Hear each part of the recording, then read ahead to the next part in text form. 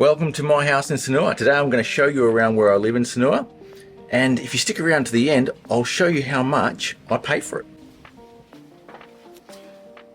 So we step inside the villa, and I really like the place I'm living in. I really love my place. It's about 120 square meters if I sort of give a bit of an estimate, and it's what I'd class as just a normal residential house rather than a villa. One of my specifications before choosing a place in Bali was that I wanted the living area to be air conditioned. I don't want that indoor-outdoor thing that's very popular these days in Bali, because there's sometimes you just don't want that heat.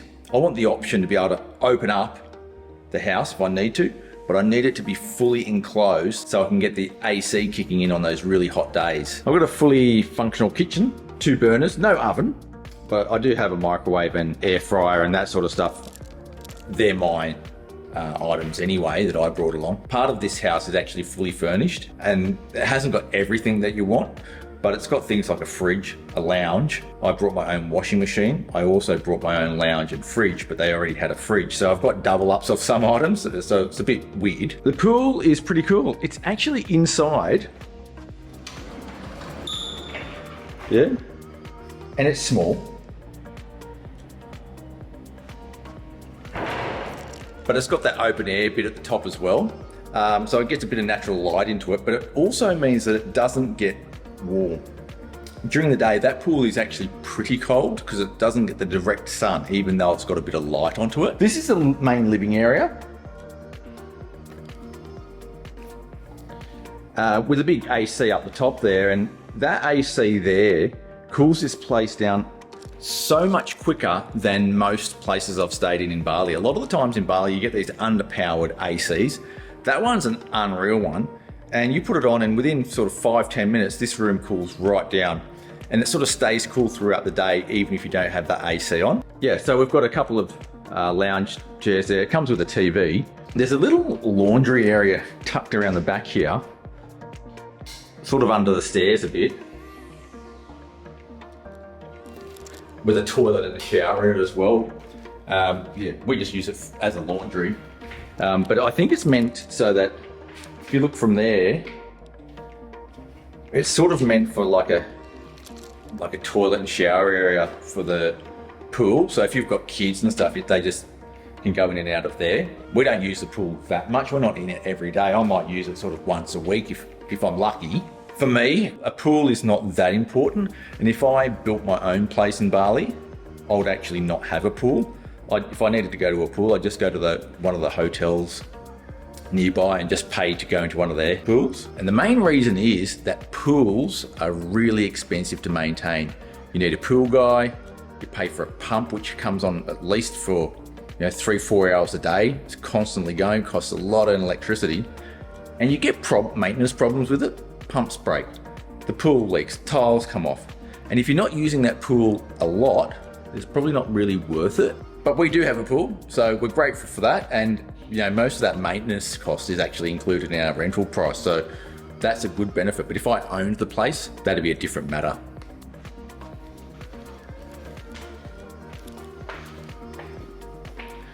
So that's the view of the entire living space from this end of the house. The whole down floor area is there, and it's pretty comfortable for 2 people. It's really quite a lot of space. Go up the stairs, and that'd be not standard in a place like Australia or Europe. No railing on those stairs, but yeah, we don't have any kids, so it doesn't really worry us.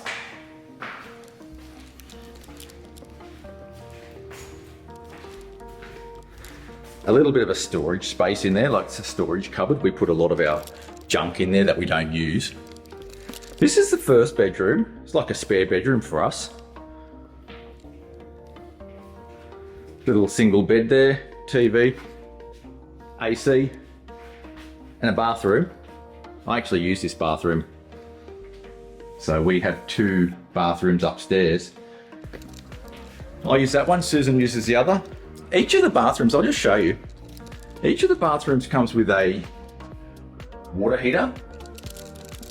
So it's not piped centrally, the hot water. It's actually connected straight to the water heater that's attached to each of the bathrooms, which is a little bit weird, but I guess piping hot water through the house might be a little bit more complicated. Then we move into the master bedroom, and it's really big, like really, really big. As you can see, there's a lot of wasted space there, but it's actually a little bit luxurious as well. They have these big wardrobes. They are so tall, I can't even reach the top of them. The other weird thing is there's a really, really high ceiling, like a really high ceiling. And then they've got these doors, which are huge, really huge doors. I can't, but I'm pretty tall, and I cannot touch the top of that door frame unless I go on tippy toes. Like, it's really, really tall. This bed comes in the rental as well. And then you've got all that storage space there, which is like little drawers. We don't really use that because we don't have a lot of those sort of knickknacks either. Most of our stuff goes in there. And then another TV, which is connected to IndiHome. We get that internet and television service included in our rental price. And then there's another bathroom here, which is quite a big bathroom. And if you, have a look at that. Another one of those water heaters. So yeah, that's our house. I really love it. I really love my house. As some of you will know, I've only been living in Bali now for less than a year. Less than a year. I'm pretty new to Bali. I have been in Indonesia for a very long time, but the quality of construction, the type of houses that people build are a little bit different in Bali, and I sort of prefer this style. Most local people would call this semi-villa, or they might even call it a villa. I don't really like the term villa because I think it's a little bit overused now. I just call it a house. As you probably already know, when you come and rent a place in Bali, you have an option to rent either on a weekly, monthly, yearly, or long-term lease basis like 25 years. And you generally pay up front for all of your rent, no matter how long the term is. So if you get a 25-year lease, you've got to pay all your rent for 25 years up front. That's very expensive. So you need to come up with quite a few $100,000 or many billions of rupiah. I got this place for 2 years, mainly because I'm not sure how long I want to be in Bali, whether I'm going to be going back to Australia more often or not. And in the future, I'll decide whether I want to extend the lease, build a place of my own, return to Australia. I haven't really decided yet. And I guess that's part of the beauty of having one of these shorter leases. You get to dip your toes in, but if you don't really like it, you can bail.